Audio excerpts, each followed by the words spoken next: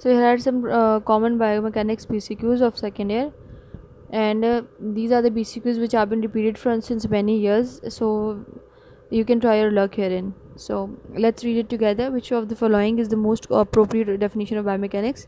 Biomechanics की सबसे appropriate definition है the study of biomechanical aspects of biological organisms is called biomechanics. So option D is the right option. The consideration such as size, shape, weight, जब आप जो है वो biomechanics के अंदर इसके सब ब्रांचेस की बात करते हैं तो इसके अंदर काफ़ी सारे ब्रांचेस हैं. इसके अंदर फिजियोलॉजी भी आता है, इसके अंदर साइकोलॉजी भी आता है, एंथ्रोपोमेटिक्स भी आता है. तो इसके अंदर जब आप बात करते हैं साइज, शेप और बॉडी सेगमेंट्स के वेट की तो आप एंथ्रोपोमेटिक्स की बात करते हैं. तो इसका आंसर बी जो है वो सही होगा. Which statement is greatly associated with the carpal tunnel syndrome. जब आप कीबोर्ड का ज़्यादा इस्तेमाल करते हैं तो आपकी जो कार्पल वाला साइड है बोन का वो ज़्यादा यूज़र होता है. तो जब हम पढ़ते हैं कि कार्पल टनल सिंड्रोम जो है वो किस वजह से हो सकता है, तो उसमें जो सबसे कॉमन कॉज जो हमें नज़र आता है वो नज़र आता है caused by repetitive use of keyboard use. ठीक है. विच of the following analysis involve measurement of biomechanical variables with use of numerical calculation.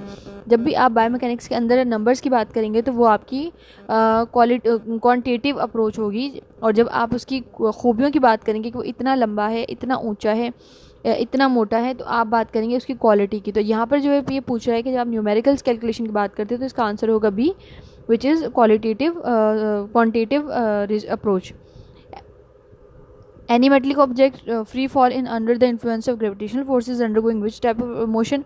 जब भी कोई भी जो है वो ऑब्जेक्ट आप ऊपर से नीचे फेंक रहे हैं और जब वो नीचे गिरते हुए उसके ऊपर ग्रेविटी इफेक्ट कर रही है तो वो किस मोशन के तहत ज़मीन पर आकर गिरेगा? वो रेक्टिलिनियर लीनियर मोशन के तहत ज़मीन पर आकर गिरेगा. Movement of head while sneezing. जब आप छींक रहे होते हैं उस दौरान जब आपका हेड झटके से आगे की तरफ आकर पीछे की तरफ जाता है तो उस मूवमेंट को हम क्या कहते हैं, उस मोशन को हम क्या कहते हैं? उसको हम कहते हैं कर्वी लीनियर मोशन. झटके से आगे कर्व होकर वापस चला जाता है, which is called curvy linear motion. Pronation and supination of radio ulnar joint is example of which type of motion. आपके रेडियो अल्नर जॉइंट पे अगर हम प्रोनेशन करवाएं, रेडियस और अल्ना के जॉइंट पर प्रोनेट करवाएं और उसको सुपिनेट करवाएं तो ये कौन सी मूवमेंट होगी? It is your angular movement.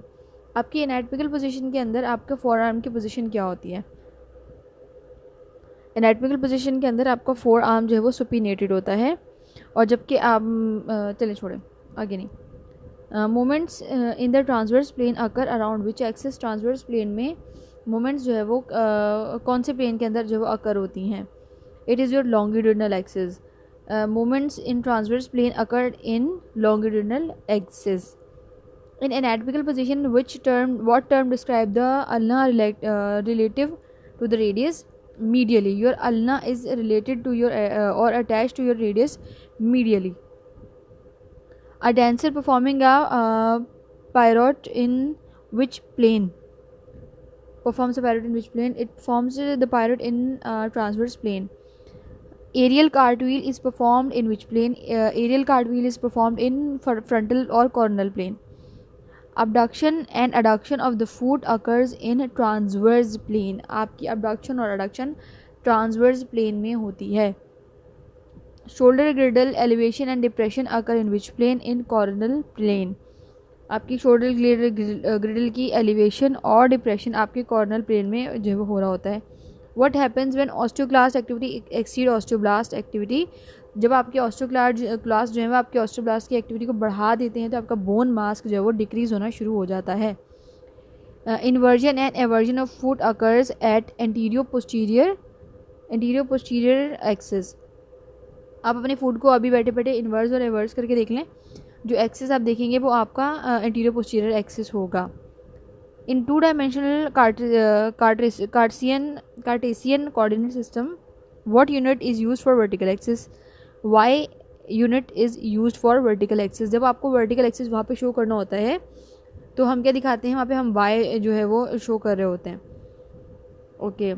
which of the following unit is unique to 3-dimensional Cartesian coordinate system and do not exist in 2D system?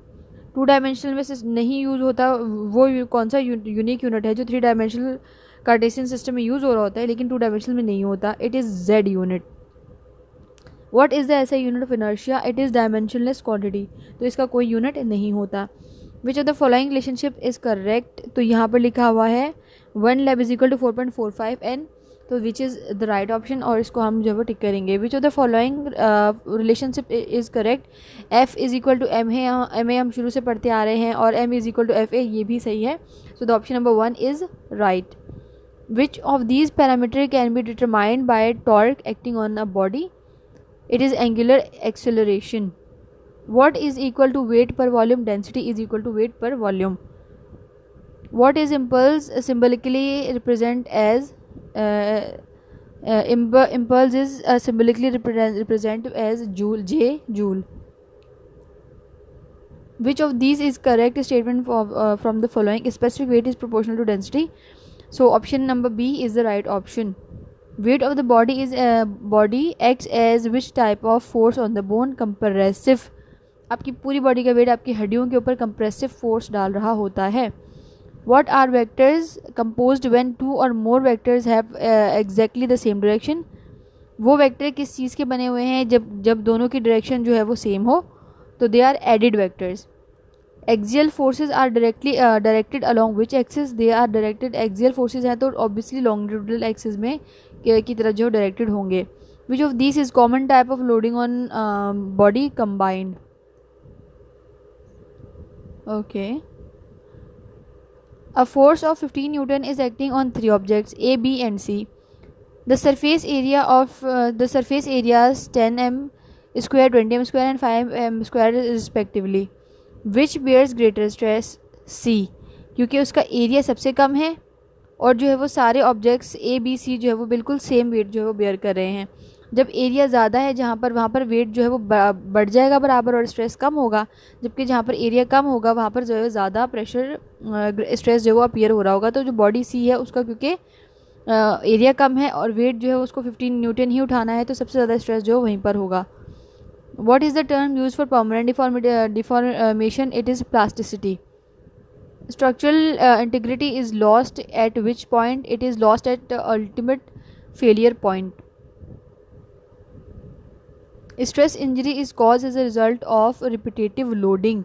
Stress injury जो है वो एकदम से नहीं होती. स्ट्रेस मतलब आहिस्ता आहिस्ता प्रेशर बढ़ना, स्ट्रेस बढ़ना, और वो बार बार अगर एक ही तरीके का स्ट्रेस होता रहेगा तो आपको जो है वो स्ट्रेस इंजरी हो सकती है. तो stress injury is caused by repetitive loading. What happens to direction of resultant vector if 2 vectors that are oriented in opposite directions are composed? अच्छा, हमने पढ़ा था कि जो जिनकी डायरेक्शन वेक्टर्स की सेम हो तो उनको हमने एडिड बोल दिया. अब इनकी डायरेक्शन जो है वो ऑपोजिट है तो इसको हम क्या बोलेंगे? तो they are directed that of longer vector. What happens of direction resultant vector if 2 vectors that are oriented opposite directions are composed? तो इसका आंसर होगा direction of that longer vector. Which of these is kinematic vector quantity? Kinematics में हम पढ़ते हैं displacement, तो the displacement is the right option. Which of the following provide flexibility to the bone? It is collagen. Which of bone has low porosity? Cortical bones have low porosity. Bone is strongest in resisting which forces? Compressive forces. Bone is weakest in resisting which forces? Shear forces. Sacrum is classified as which of the following bone? It is classified as irregular bone because it does not have a specific shape. You cannot say it is round or it is oval or it is square. It has an irregular shape. The tarsals are example of short bones. Sternum is classified as a flat bone. Okay, what is the fundamental unit of bone? Harvasian system. Osteocytes in osteon are found within which of the following leucini? Which of the following is not present in spongy bone? Osteons are not present in spongy bones. What is responsible for circumferential growth of bone? Periosteum is responsible for circumferential growth of bones. What is hypertrophy? Is increase in the size of cell, and hypertrophy is decrease in the size of cell. Which term is used for formation of new bone preceded by resorption of elder bones? It is called remodeling, which happens after fractures and injuries. Which type of fracture result from repeating load of low magnitude stress? Female athlete triad is a combination of which 3 disordered? disordered eating, amenorrhea, and osteoporosis. Which of the following is completely associated with the synovial joint? It is fibrous joint. Which of these is an example of uniaxial joint? JP, IP. Mm, which statement best describes diarthrosis? Freely movable joints.